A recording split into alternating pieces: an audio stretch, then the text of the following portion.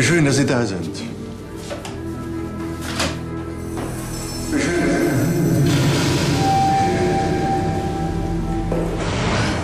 Jemand nach 20 Jahren ausschließlich an der Stimme zu identifizieren, ist das nicht ein bisschen wenig?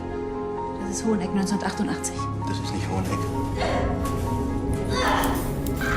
Sie sind krank, Sie brauchen Hilfe. Sie tragen nicht nur Verantwortung für Ihr eigenes Leben, sondern auch für das Ihres Mannes und Ihres Kindes. Ihre Frau gehört in die Hände eines erfahrenen Therapeuten. Sie als Ehemann könnte auch nichts mehr machen.